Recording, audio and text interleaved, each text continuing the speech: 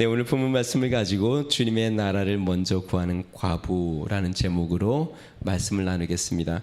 예수님의 행동은 참 흥미롭고 때로는 비범하고 굉장히 교훈적입니다. 오늘 본문 말씀 보니까요, 예수님께서 성전의 헌금함 맞은편에 앉으셔서 사람들이 헌금 내는 것을 이렇게 지켜보고 계십니다. 이전에 저희 교회 중에 어떤 분이 저에게 그런 얘기를 했습니다. 목사님은 성도들의 헌금을 살펴보지 않았으면 좋겠습니다. 목사님이 성도들의 헌금을 살펴보면 성도들에 대한 편견이 생기지 않을까요? 충분히 이해가 되는 이야기입니다. 목회자가 그러면 안 되겠죠. 목회자가 헌금 내는 것을 가지고 성도들에 대한 편견을 가지면 그러면 안 되겠죠. 그런데 제가 그 이야기를 듣는데 기분이 그렇게 썩 좋지는 않더라고요. 어떤 의도로 이 얘기를 했을까? 정말 성도들을 아끼고 성도들에 대한 사랑하는 마음으로 한 것일까?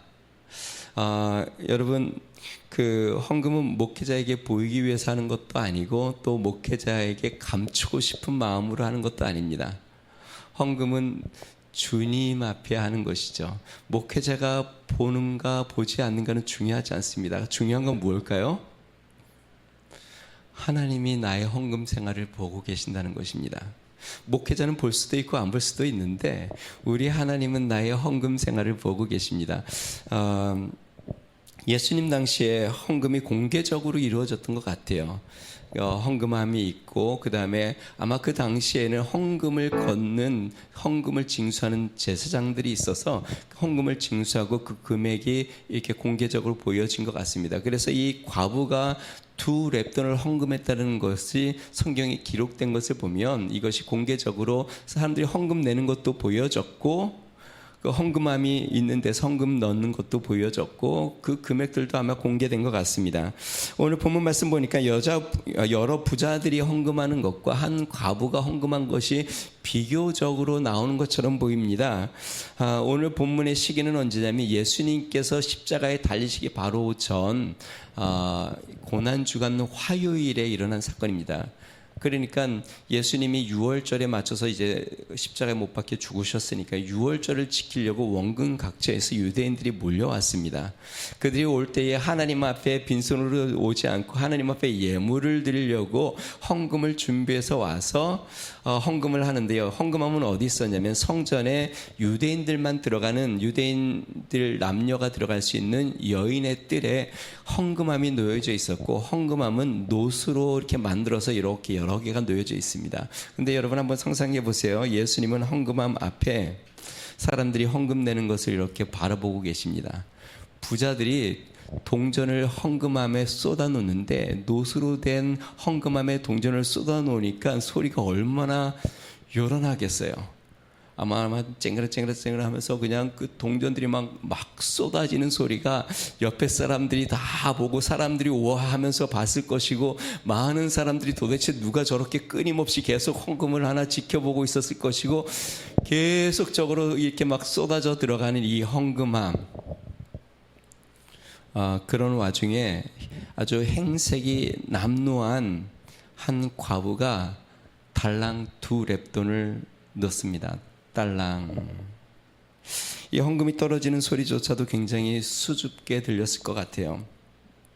그런데 예수님이 이 모습을 보시다가 갑자기 제자들을 부르십니다.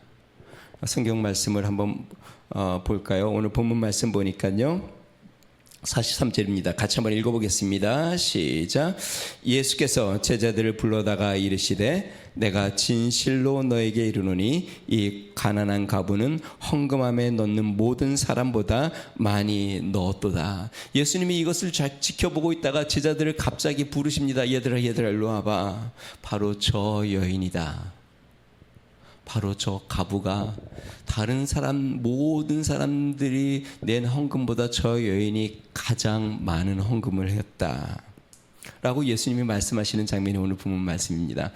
한 연예인 여자분인데요, 간증하는 것을 제가 이렇게 들었습니다. 이 연예인 여자분이 집 근처에 교회를 다녔는데 교회가 크지 않은 조그마한 교회를 다녔는데 본인이 그때 형편이 참 쉽지 않았다고 합니다. 왜냐하면 부부관계가 좋지 않아서 이혼을 하고 혼자가 된 상태였고 자녀 아들이 한 명 있는데 발달 장애가 있는 아들이 있습니다.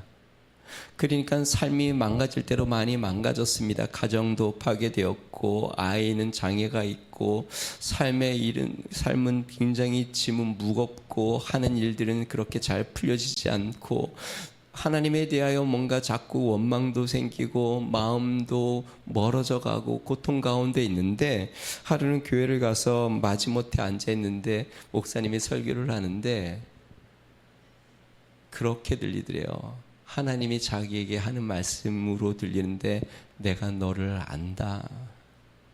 내가 너의 어려움을 알고 있고 너의 삶의 문제를 알고 있고 너의 고통을 알고 있고 내가 너를 사랑하고 내가 너를 돌보고 있다. 하나님 목사님이 설교를 하는데 하나님이 자신에게 하시는 말씀처럼 막 들려오는데 마음이 찢어지는 것 같더래요. 자신은 하나님을 그렇게 거부하고 하나님 앞에 원망하고 있는데 나를 사랑한다고 이야기하시는 그 음성이 자꾸 들려질 때 이분이 하염없이 주님 앞에 눈물을 흘리고 죄송한 마음으로 회개를 하고 그렇게 한참 울고 나니까 마음속에 평안이 찾아오고 하나님 앞에 감사가 막 넘쳐오는데 막 너무 마음이 기쁘다 보니까 이분이 이렇게 하나님 앞에 기도했대요. 하나님, 제가 우리 교회에서 헌금을 가장 많이 하는 사람이 되고 싶어요. 여러분 오해하지 마세요. 이거는 다른 사람보다 가장 부자가 되고 싶다는 뜻이 아니에요. 하나님 앞에 많은 걸 드리고 싶다는 거예요. 하나님, 내가 다른 사람보다 정말 가장 많은 걸 드리고 싶어요. 하나님께서 그분에게 은혜를 많이 주셔서 지금 제가 이렇게 보니까 굉장히 연예계에서 많은 활동들을 하고 계시더라고요. 뿐만 아닙니다. 여러 교회하고 집회들에서 간증을 많이 하시더라고요. 그러면서 그 얼굴에 하나님의 은혜가 가득 넘친 모습들을 가끔 봅니다. 저는 이 과부와 이 연예인이 하나님을 사랑하는 마음은 동일하다고 생각합니다. 과부도 하나님 앞에 자신의 전부를 드렸고 그 다음에 가장 많이 드렸고 이 연예인도 가장 많이 드렸습니다. 제가 하나 질문해 볼게요. 저를 한번 보실래요? 하나님은 물질을 받으실까요? 마음을 받으실까요? 네, 물질일까요? 마음일까요? 제 질문에는 항상 함정이 있는데 하나님은 마음으로 드리는 물질을 귀하게 받으십니다. 마치 성경에 아벨과 그 제물을 받으신 것처럼 하나님은 마음으로 드리는 물질을 귀하게 받으십니다. 아무리 많은 것을 드려도 마음이 없는 것은 하나님이 전혀 귀하게 여기시지 않습니다. 그러나 아무리 적은 것이라도 온 마음으로 정성으로 드리는 것은 하나님은 가장 크고 귀하게 여기십니다. 오늘 설교 제목은요, 주님의 나라를 먼저 구하는 과부라고 적어놨습니다. 왜 이렇게 적어놨냐면 제가 오늘 이 설교를 헌금에 초점을 맞추려고 하는 게 아니라는 것을 여러분들에게 좀 보여주려고 하는 것이에요. 제가 헌금에 대해서 말을 하려고 하는 게 아니라 먼저 주님의 나라를 구하는 삶에 대하여 말하고 싶어서 오늘 이 본문을 택했습니다. 자, 그러면 오늘 본문에서 깨닫는 교훈은 무엇일까요? 두 가지 나눌 건데요. 첫 번째는요, 바른 삶의 대책을 가지고 살아야 한다는 것입니다. 오늘 본문에 나오는 이 과부는요, 정말 대책이 없는 사람처럼 보입니다. 이 여인이 헌금을 했는데 얼마를 했냐면 2렙돈을 했습니다. 2렙돈은 한 고드란트인데요. 이 렙돈이라는 표현은 헬라 동전을 뜻하고요. 그 다음에 고드란트는 그 당시에 로마의 동전을 뜻합니다. 쉽게 얘기하면 우리나라 원화와 그 다음에 달러, 우리나라 1,000원은 달러로 얼마 이렇게 표현한 거랑 똑같습니다. 그러니까 두 고드란트는 두 렙돈은 한 고드란트입니다. 근데 이 고드란트는 금액이 어느 정도 되냐면 4분의 1의 아사리온 4분의 1 정도입니다. 그 당시에 참새 2마리가 한 아사리온에 팔렸습니다. 그러니까 한 고드란트는 4분의 1 아사리온이고, 이 아사리온은요 데나리온의 16분의 1입니다. 데나리온은 그 당시에 한 품꾼이 하루 일하면 받는 그 일당이 한 데나리온입니다. 그러니까 고드란트는 아사리온의 4분의 1, 아사리온은 데나리온의 16분의 1이니까, 그러면 고드란트는 데나리온의 몇 분의 1일까요? 이게 수학 문제인데 64분의 1. 그러니까 헌금을 얼마 했냐면 노동자 하루 품삯의 60분의 1을 했습니다. 그럼 하루 품삯, 요즘 하루 품삯이 얼마 정도 될까요? 그냥 한 10만 원 정도라고 한번 생각해 봅시다. 10만 원의 64분의 1 얼마 정도 될 것 같아요? 제가 계산을 해봤습니다. 1563원. 이 가부가 헌금한 게 얼마냐면, 요즘 그 일당이 10만 원에서 한 15만 원이라고 친다 해도 한 1,500원에서 2,000원을 헌금한 겁니다. 근데 왜 대책이 없냐? 그렇게 큰 돈을 헌금한 것도 아닌데. 그런데 성경을 한번 보겠습니다. 44절을 같이 한번 읽어봅니다. 44절 같이 한번 읽습니다. 시작.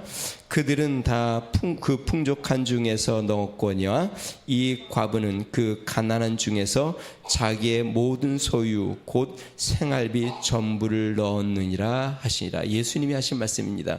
부자들은 자신들이 풍족한 가운데서 헌금을 많이 했는데, 이 과부는 자신의 전부, 생활비 전부를 헌금했다. 생활비 전부라는 말은 무슨 뜻이냐면, 그 당시에 이 여인이 하루 벌어 하루 생계를 유지하고 있었다는 것입니다. 그러니까 오늘 하루 일하면 그것으로 받은 돈으로 하루 세 끼를 먹고 사는 사람인데, 그 생활비 전부를 헌금을 했습니다. 이야, 이렇게 대책이 없는 사람이 있을까? 먹을 거는 남겨놔야 되는 거 아닐까요? 아니, 저축은 간두더라도 그냥 끼니는 좀 어떻게 해야 되는 거 아니에요? 근데 어떻게 이렇게 대책 없이 자신의 생활비 전부를 헌금을 할 수 있습니까? 제가 생각을 해봤어요. 도대체 어떤 마음으로 이 여인이 이런 헌금을 했을까? 이런 생각이 들더라고요. 아마 이 과부가 그랬던 것 같아요. 내가 하루를 굶더라도 주님 앞에 헌금을 드리고 싶다. 내가 오늘 하루 밥을 먹지 못한다 할지라도 세 끼를 굶는다 해도 내가 하나님 앞에 정말 예물을 드리고 싶다. 하나님 앞에 헌금을 드리고 싶다. 그 간절한 마음이 누구한테 보이려고 하는 것도 아니고, 사람들에게 나도 헌금했다라고 나타내려고 하는 게 아니고, 정말 하나님 앞에 자신도 하나님 앞에 무언가 드리고 싶은데 드릴 게 없으니 자신의 생활비를 털어서라도 하나님 앞에 드리고 싶어 드린 것 같습니다. 그 안산 제일교회 고은 목사님이 설교 중에 그런 말씀들을 하셨는데요. 그 한 주일학교 교사 여자 선생님이 꿈을 꾸셨는데 교회 건축 헌금을 하라라는 꿈을 꾸셨대요. 공단에서 사무직으로 일하시는 분인데, 처녀고 노천은 아니고 한 32살 된 분인데, 혼수 비용으로 한 10년 동안 일을 하면서 모아놓던 그 돈을 하나님 앞에 전부를 다 헌금을 했대요. 그리고서 얼마 되지 않아 이제 서울로 이사를 갔어요. 근데 이 목사님이 가끔 그분이 궁금하고 생각이 났는데, 한 10년쯤 지나서 이분이 교회를 방문을 했는데 아주 듬직한 남성분과 두 아이와 찾아왔더래요. 그래서 너무 궁금해서 그동안 어떻게 지냈냐고. 그랬더니 자신이 살아온 얘기를 쭉 하는데, 하나님의 은혜로 정말 좋은 신앙 있는 남자를 만나서 그분에게 그렇게 얘기했대요. 난 혼수 비용을 다 헌금을 해서 아무것도 없다. 그랬더니 그냥 준비할 거 아무것도 없다. 그냥 몸만 와라. 그렇게 해서 결혼을 해서 거기에서 집도 사고 안수 집사가 되고 아이들도 낳고 하나님의 은혜로 그렇게 은혜 가운데 살아봤다는 거예요. 하나님께서 그의 삶을 도우시고 책임져 주신 것이죠. 예전에 그 어떤 목사님이 그런 얘기를 하시더라고요.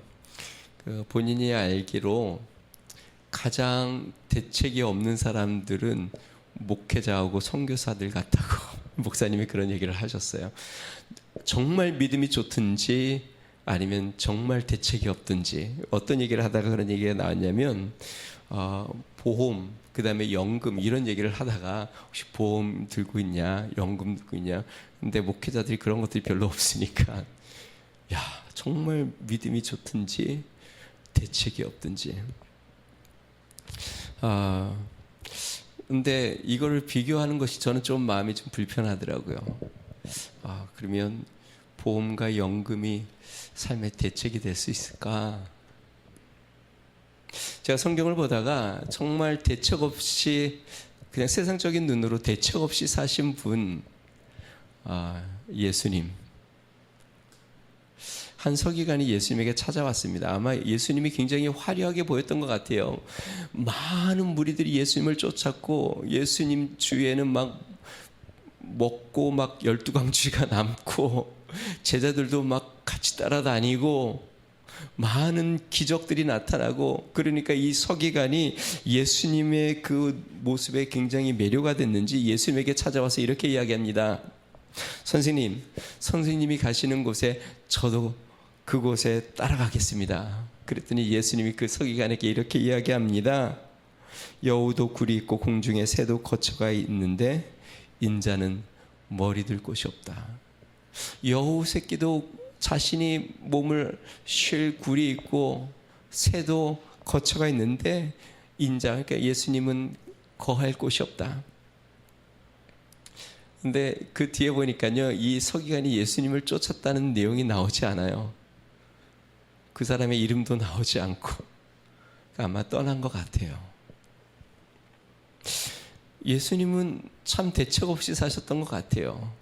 저축을 하신 것도 아니고 연금을 드신 것도 아니고 주식을 갖고 계신 것도 아니고 그냥 아무것도 없이. 그런데요, 참 놀라운 것은 예수님은 무엇을 먹을까, 무엇을 입을까, 무엇을 마실까 염려하며 사신 내용이 성경에 전혀 기록되어 있지 않습니다. 무엇인가 부족한 듯 하나님 앞에 간구하는 내용도 나오지 않습니다. 여러분, 예수님의 삶을 보면서, 성경에 예수님의 일대기를 보면서 예수님이 가난하다고 느껴보신 적이 있으세요?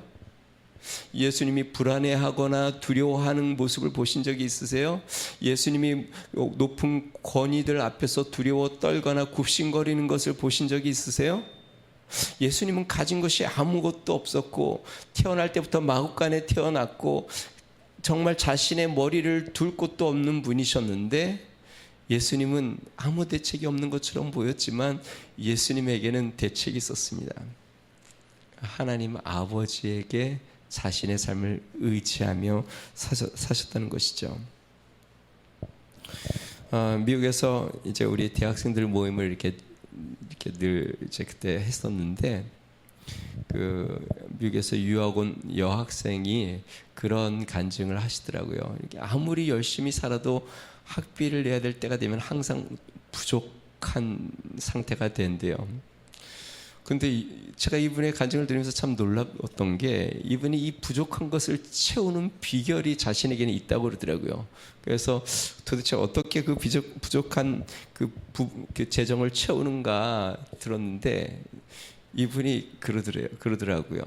자신은 부족할 때는 그냥 있는 거를 다 주님 앞에 헌금을 한대요.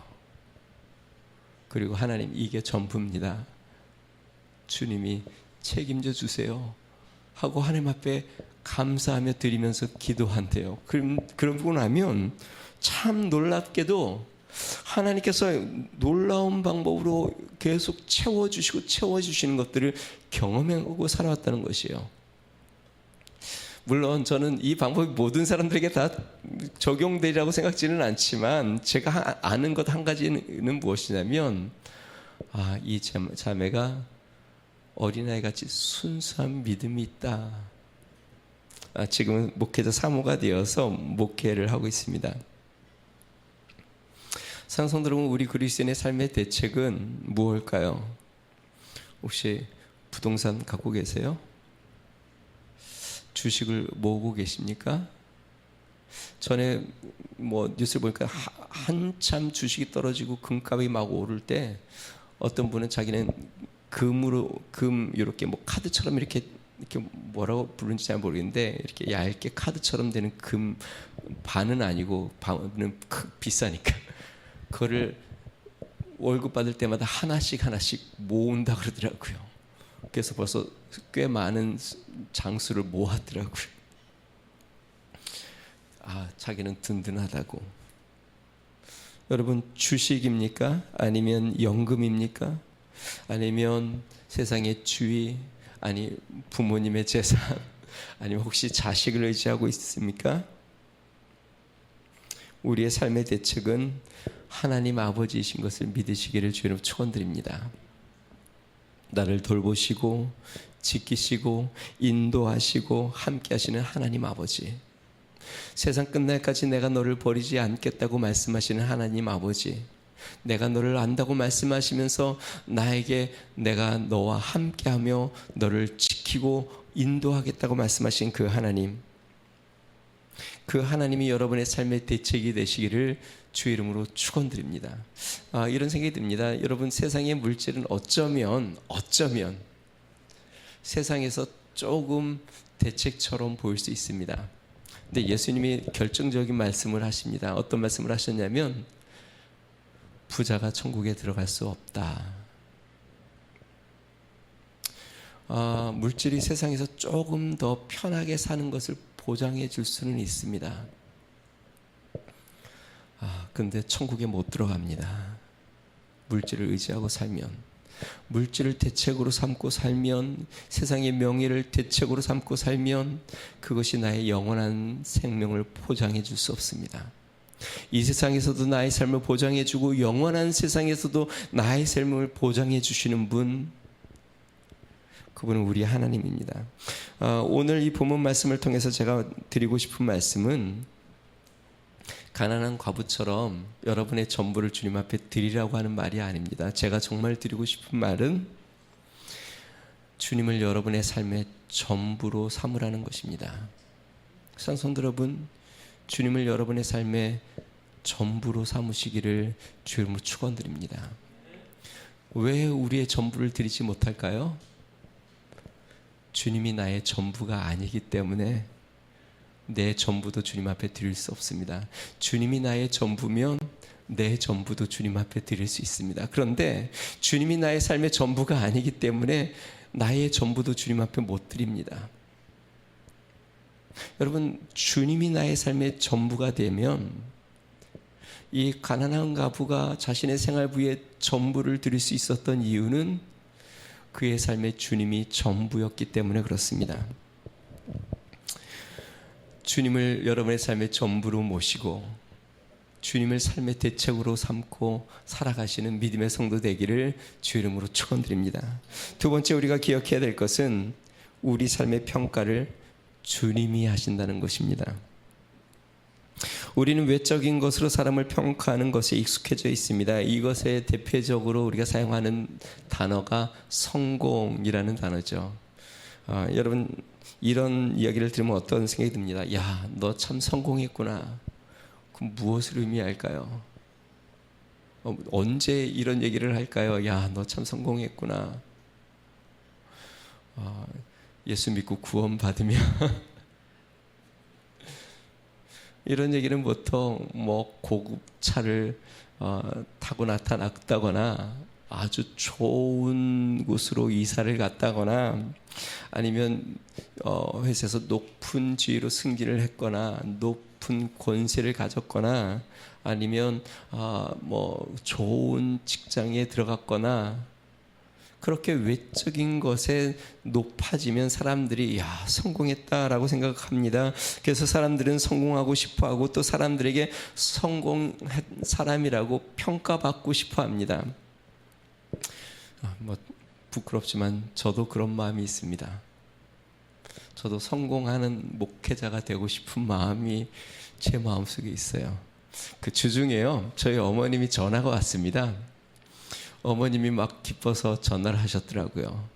왜 전하셨냐면 저희 교회를 위해서, 저희 목회를 위해서 늘 기도하시는데 갑자기 어머니 생각지도 않았는데 입에서 우리 교회에 대한 축복의 말이 이렇게 확 튀어나오더래요. 뭐 몇 명의 성도가 되게 해주셔.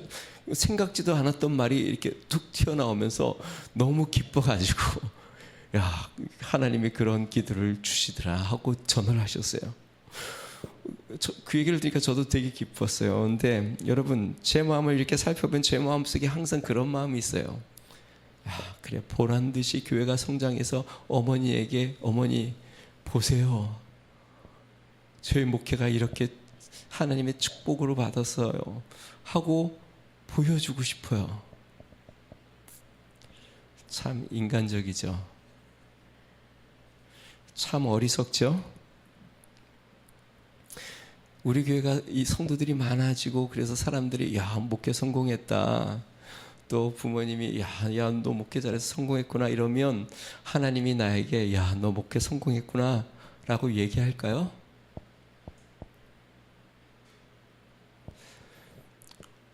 그러지 않을 것 같아요. 사람들이 야, 정말 목회 정말 성공했다고 얘기했다고 해서 하나님이 그걸 보고 성공했다 그러실 것 같지는 않아요. 오늘 예수님께서 헌금함을 지켜보다가 평가를 하십니다. 여러 부자가 많은 헌금을 했는데 예수님께서 야, 정말 많은 헌금을 했다라고 말씀하시지 않습니다. 그러다가 과부가 2렙돈을 넣는 순간 예수님이 제자들을 불러서 하시는 말씀이 얘들아, 저것 좀 봐라, 저 여자가 정말 가장 많은 헌금을 했다. 이게 예수님의 평가입니다. 여러분, 우리가 주님 앞에 가면 세상에서의 평가, 사람들이 본 평가, 또 내 스스로 내렸던 평가와 다른 평가들이 내려질 겁니다. 주님께서 참된 평가를 해주실 겁니다. 제가 이걸 보면서 느끼는 건요, 주님의 평가는 상대평가가 아니구나. 그러니까 이 사람이 물질을 얼마큼 내고 내가 얼마 내고 그걸 비교해서 누가 많이 내고가 아니라 절대평가구나. 그 말은 뭐냐면 그 사람이 소유한 것에서 얼만큼을 냈는가로 평가를 하는 것 같아요. 44절을 한번 읽어볼까요? 44절 같이 한번 읽어보겠습니다. 시작. 그들은 다 그 풍족한 중에서 넣었거니와 이 과부는 그 가난한 중에서 자기의 모든 소유를 곧 생활비 전부를 넣었느니라 하시니라. 그러니까 부자는 많은 것 중에 넣었어요. 그러니까 한번 생각해 보세요. 많은 것 중에 5%만 내도 굉장히 많은 건데, 그러면 주님이 생각하기에는 그 사람은 5%를 낸 거예요. 이 과부는 없는 중에 전부를 100%를 냈어요. 그러면 주님 앞에서는 이 사람은, 이 과부는 100%를 낸 것이에요. 자, 그러면 왜 헌금을 가지고 주님이 평가하실까? 헌금은 그냥 헌금이 아니기 때문에 그렇습니다. 헌금은 주님에 대한 사랑이기 때문에 그렇습니다. 주님에 대한 마음이기 때문에 그렇습니다. 마태복음 6장 21절에 이렇게 이야기합니다. 너희의 재물이 있는 곳에 너희의 마음도 있다. 다시 이야기하면 주님이 본 건 그들의 헌금의 양이 아니라 그들의 마음의 양을 본 것입니다.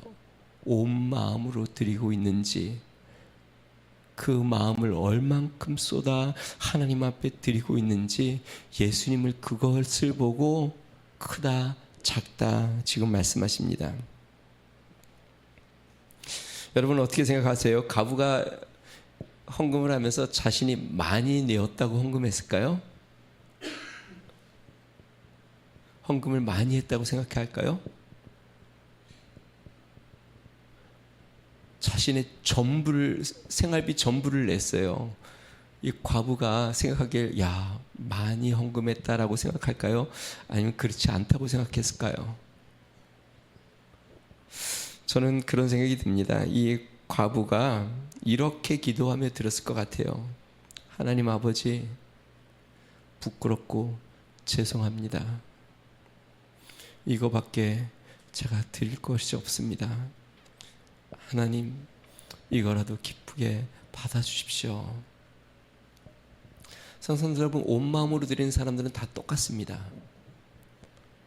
항상 똑같이 이야기합니다. 주님, 이거밖에 드릴 게 없습니다. 자신의 전부를 드리고도 늘 하는 이야기가 이거밖에 드릴 게 없습니다. 선교사로 헌신하시는 분들이 다 그런 얘기를 합니다. 하나님, 제가 드릴 게 없습니다. 그냥 제 삶을 드립니다. 하나님의 은혜를 생각하고 하나님의 사랑을 생각하면 자신의 드리는 것이 너무나도 보잘것없어 드리면서도 하나님, 정말 이거밖에 드릴 것이 없습니다 하며 주님 앞에 드리는 것이죠. 그때 예수님이 감동하여서 제자들을 불러 말씀하신 겁니다. 저는 이 말씀을 보면서 예수님의 제가 몇 주 전 하신 말씀이, 나눴던 말씀이 기억납니다. 마태복음 5장 3절, 심령이 가난한 자는 복이 있나니 천국이 그의 것이라. 지금 이 과부는 천국을 소유했고 그렇게 자신의 생활비 전부를 드리며 그 마음은 천국을 누리고 있습니다. 많은 부자는 그 중에 일부 많은 것을 드리면서도 천국을 경험하지 못했는데, 이 가부는 2렙돈을 드리면서도 천국을 소유했고 그 마음엔 천국이 이루어져 한없이 그 하나님의 은혜에 감사하며 주님 앞에 나아가고 있습니다. 그래서 심령이 가난한 자가 복이 있는 것이죠. 어느 교회에 아이 6을 키우는 과부가 있었는데요. 이분이 어려운 형편 가운데서도 주일날 하나님 앞에 정성껏 헌금을 드리며 하나님 앞에 날마다 예배를 드리는데, 이 여인의 형편을 온 교인들이 다 압니다. 왜냐하면 아이들 6명을 늘 데리고 이 가부가 혼자 와서 그 어려운 형편 가운데서 예배를 드리고 그러면서 하나님 앞에 정성껏 드리는 헌금을 늘 보니까, 그 교회 중에 좀 부유한 사업을 하는 그 성도님이 목사님을 찾아갔습니다. 목사님,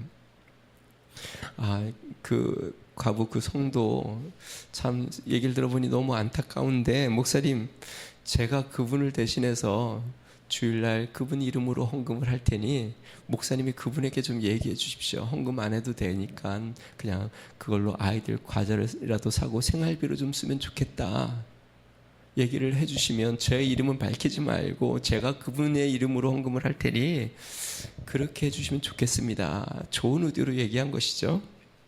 이 이야기를 이 여인이 들었습니다. 근데 이 여인이 이렇게 반응합니다. 아니, 도대체 어째서 저의 기쁨을 빼앗으려고 합니까? 매주일 주님께 바치는 즐거움이 없다면 저는 죽는 것과 다름이 없습니다. 하나님 앞에 그렇게 하나님 앞에 어려운 가운데 드리는 것조차 내가 못한다면 내가 어떻게 어떠한 즐거움으로 내가 주님을 섬기며 내가 하나님 앞에 나아갈 수 있고 아이들을 그 고난 가운데서 양육할 수 있느냐라고 이야기하는 것이에요. 성경에 보면 그 향유옥합을 깨뜨린 마리아가 나옵니다. 예수님께 향유옥합을 깨뜨려 부어 예수님의 발을 씻겼는데요. 그 금액이 한 300데나리온 정도 된다고 합니다. 아까 데나리온에 대해서 얘기했습니다. 데나리온은 어느 정도의 가치라 그랬죠? 당시 노동자의 하루 품삯. 그러니까 300데나리온이면 300일 동안 일한 값어치, 그러니까 1년 연봉이 넘는 금액의 가치가 있는 향유옥합을 단번에 깨뜨려서 예수님에게 부어버립니다. 그랬더니 제자 중에 가룟 유다는 그 재정을 맡았던 제자인데요. 그것을 보고 마음에 분이 확 올라왔습니다. 그러면서 이 여자를 다구치기 시작합니다. 넌 도대체 정신이 있는 거냐 없는 거냐. 야, 그거 팔아서 가난한 사람들에게 나눠주면 얼마나 많은 사람들을 먹일 수 있겠냐. 그런데 성경에 이것에 대해서 각주를 달았는데 뭐라고 이야기했냐면, 그는 가난한 사람을 생각해서 한 게 아니라 그는 도둑이라. 재정을 맡으면서 돈을 조금씩 빼내던, 돈이 아까워서. 여러분, 가룟 유다와 마리아는요 같은 공간에 있었는데 전혀 다른 세계를 살고 있습니다. 어떤 세계냐면, 가룟 유다는 물질의 세계에 살고 있고 마리아는 은혜의 세계에 살고 있습니다. 다른 세계에 사니까 전혀 서로 이해가 안 됩니다. 가룟 유다가 마리아의 마음을 이해할 수 있을까요? 아니요, 전혀 이해 못합니다. 물질의 세계에 사는 사람이 은혜의 세계에 사는 사람의 마음을 어떻게 합니까? 전혀 깨달지 못합니다. 만약에 가룟 유다가 마리아의 마음을 조금이라도 알았다면 자신도 주님 앞에 무언가 드리려고 했을 겁니다. 가룟 유다는 그것이 아까웠지만 마리아는 이랬을 것 같아요. 이것밖에 드릴 게 없습니다. 자신이 모아온 모든 것을 쏟아부으면서도 마리아는 주님 앞에 부끄러운 손으로 향료값을 끼워드리지 않았을까? 여러분, 먼저 주님의 나라와 의를 구하라. 그리하면 이 모든 것을 너에게 더하시리라. 우리는 하나님 앞에 하나님 이것이 필요합니다. 먹을 것, 마실 것, 입을 것을 하나님 앞에 날마다 나와 구합니다. 하나님 이것이 필요합니다. 이것을 주세요. 주님 저의 사정을 아시지 않습니까? 이것이 필요합니다. 주님이 말씀하십니다. 먼저 주님의 나라와 의를 구하라. 그리하면 이 모든 것을 너에게 더하시리라. 이 과부는 먼저 주님의 나라와 의를 구하는 여인이었습니다. 하나님께 자신의 삶을 내어 맡기고 주님을 구하며 살아가는 삶. 그래서 하루하루 주님의 은혜로 살아가는 인생. 사랑하는 성도 여러분, 하나님의 은혜 가운데 살아가는 인생이 되기를 주의 이름으로 축원합니다. 하나님과 동행하며 살아가는 축복이 여러분 삶 가운데 있으시기를 주의 이름으로 축원드립니다. 우리 같이 한번 기도하겠습니다.